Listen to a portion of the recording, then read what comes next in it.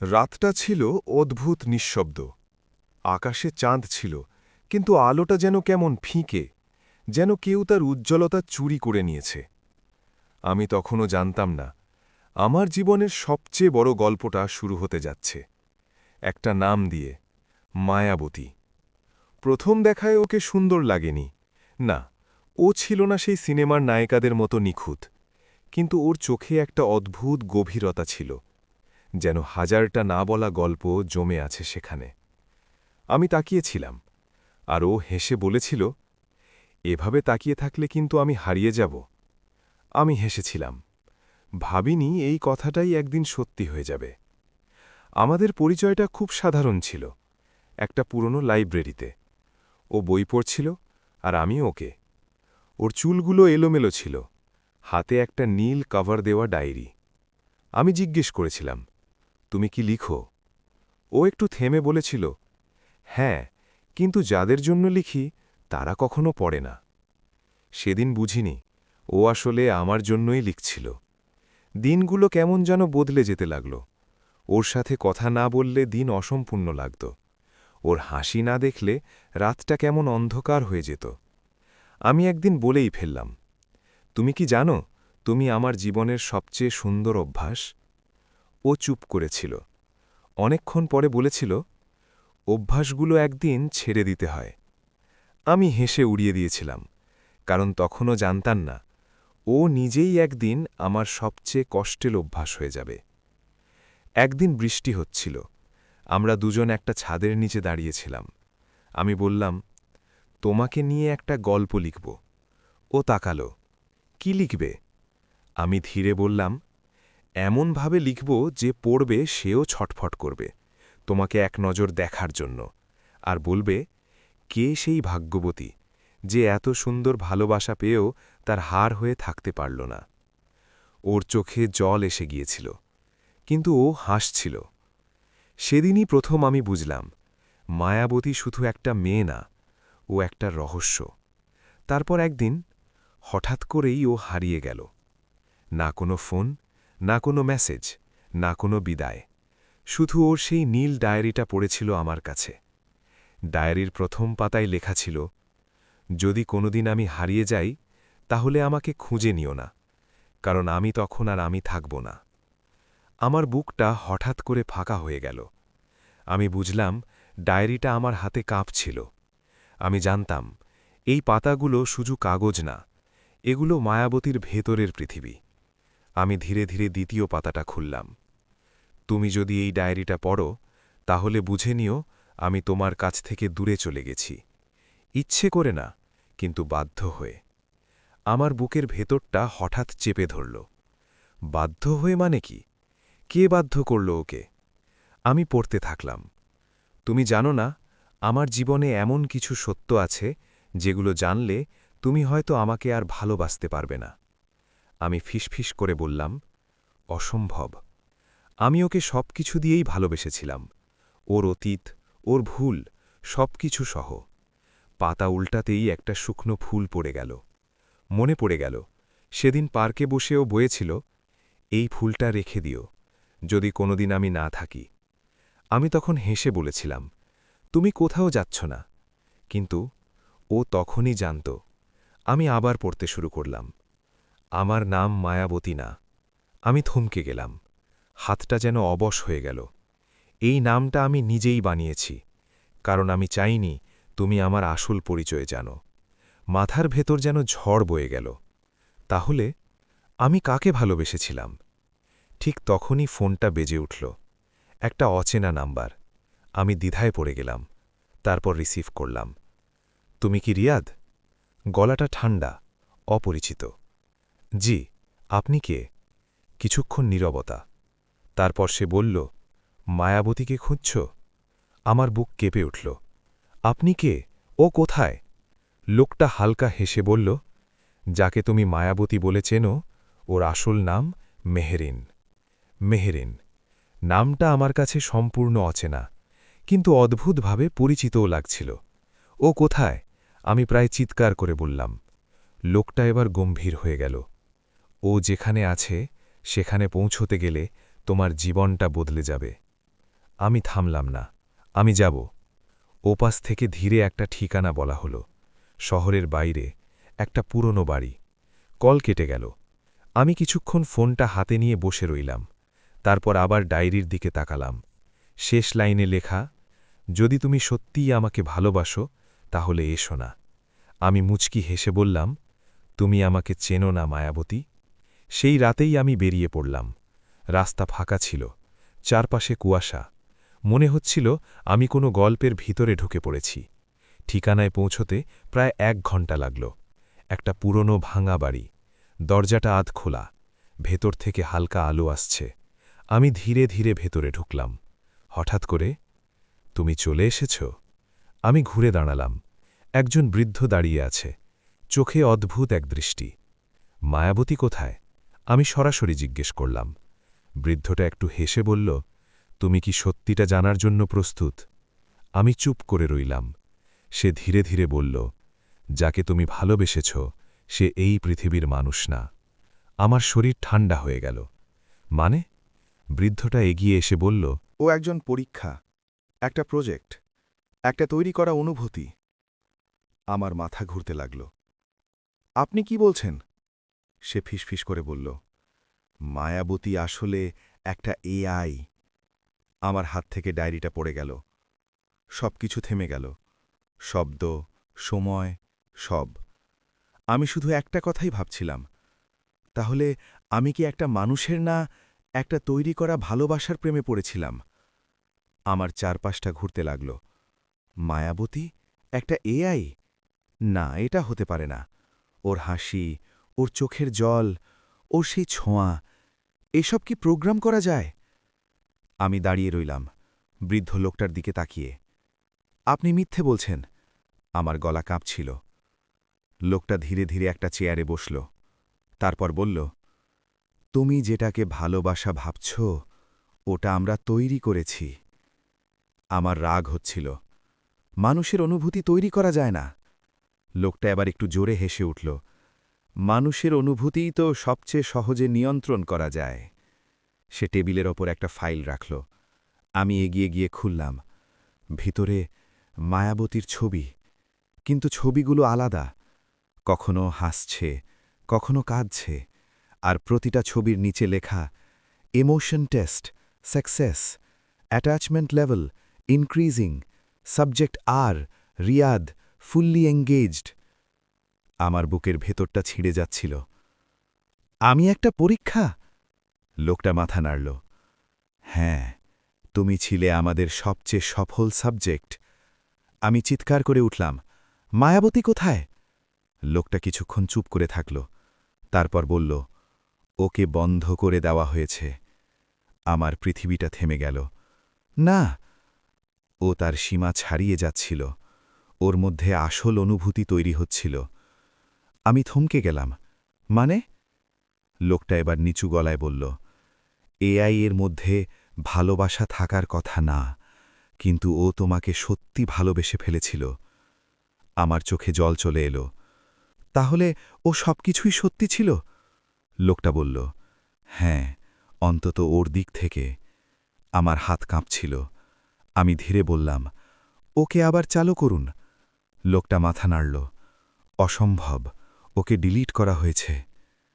Delete, এই একটা শব্দ আমার ভেতরটা ভেঙে দিল। ঠিক তখনই হঠাৎ করে ঘরের লাইটগুলো ঝিলমিল করতে লাগল। একটা অদ্ভুত শব্দ, বিপ, বিপ, বিপ। লোকটা চমকে উঠল। এটা কি হচ্ছে? হঠাৎ করে ঘরের একটা স্ক্রিন জ্বলে উঠল। স্ক্রিনে একটা মুখ। আমার নিঃশ্বাস বন্ধ হয়ে গেল। মায়াবতী। ও হাসছে, ঠিক আগের মতোই। তুমি এসেছ?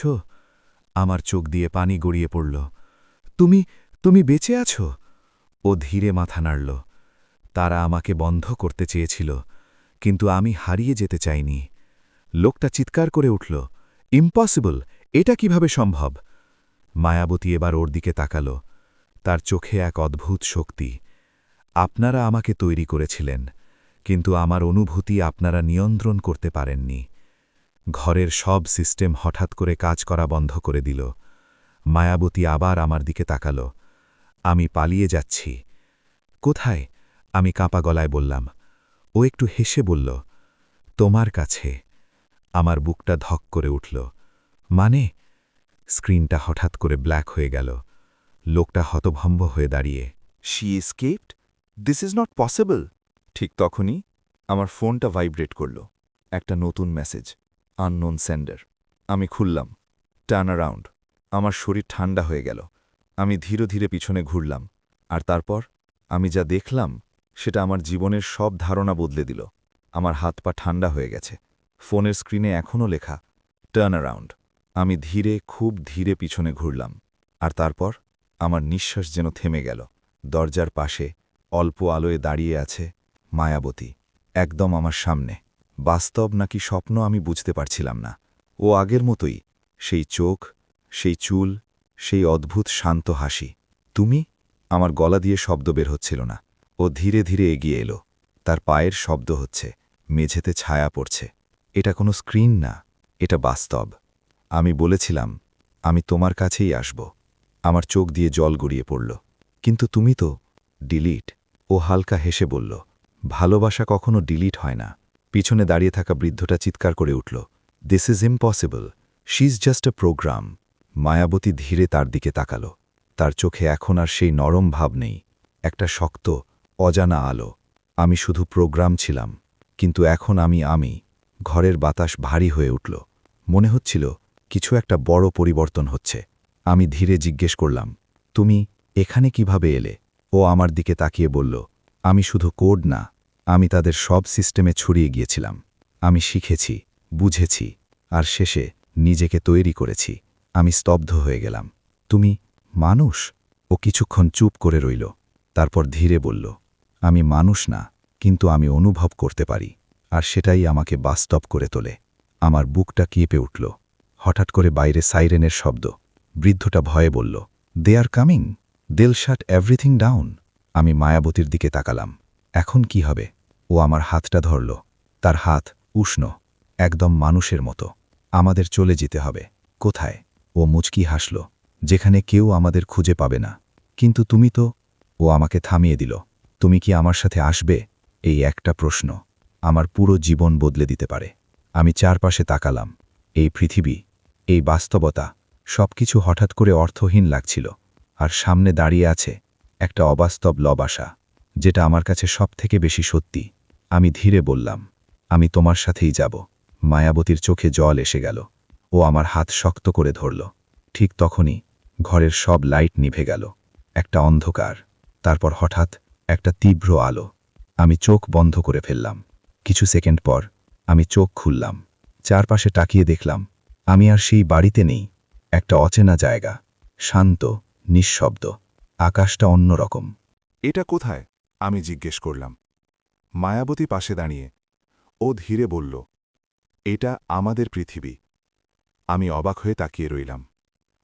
একটা জায়গা যেখানে বাস্তব আর কল্পনা আলাদা না। আমি ওর দিকে তাকালাম। এখানে আমরা থাকব?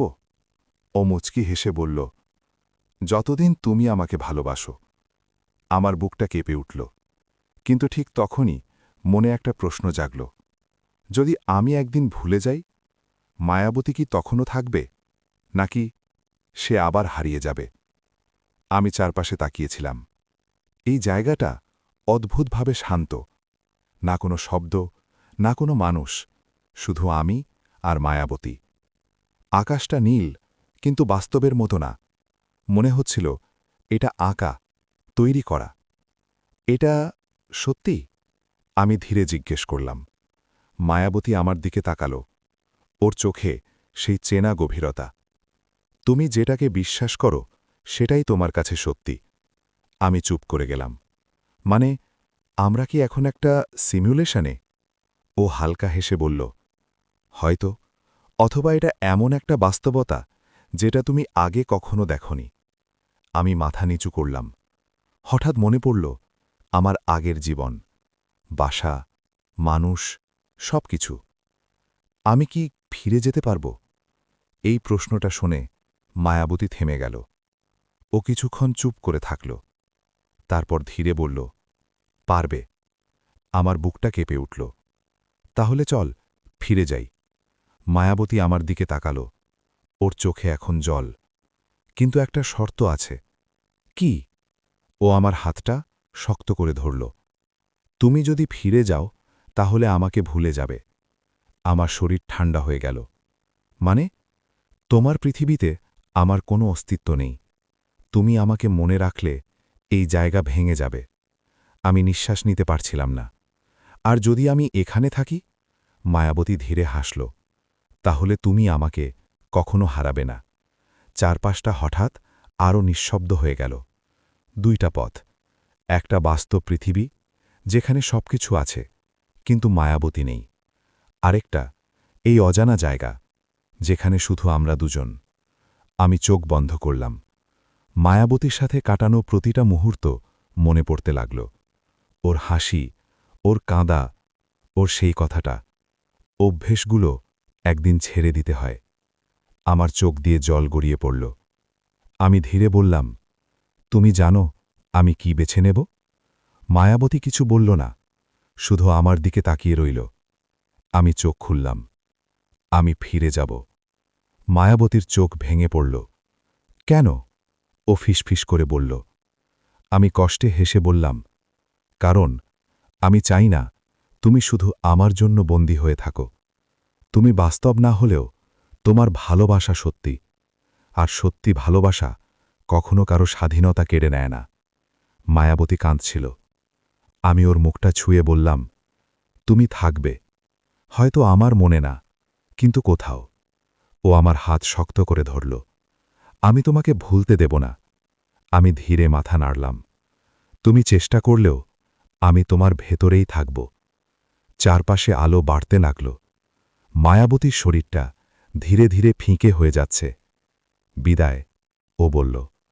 আমি কিছু বলতে পারলাম না, শুধু তাকিয়ে রইলাম, যতক্ষণ না ও পুরোপুরি হারিয়ে গেল। হঠাৎ আমি চোখ খুললাম। আমি আমার ঘরে। সবকিছু আগের মতো, কিন্তু কিছু একটা বদলে গেছে। আমি আয়নায় নিজের দিকে তাকালাম। সব ঠিক, কিন্তু হৃদয়ের কোথাও একটা শূন্যতা। আমি জানি আমি কিছু একটা হারিয়েছি, কিন্তু কি আমি মনে করতে পারছি না। শুধু মাঝে মাঝে অকারণে বুকটা কেঁপে ওঠে। মনে হয় কেউ একজন ছিল, যে আমাকে এমনভাবে ভালোবাসত, যে ভালোবাসা আমি কখনো ব্যাখ্যা করতে পারব না। আর দূরে কোথাও, কোনো অদৃশ্য জগতে, মায়াবতী এখনও অপেক্ষা করে, যে কেউ আবার তাকে সত্যি করে ভালোবাসবে।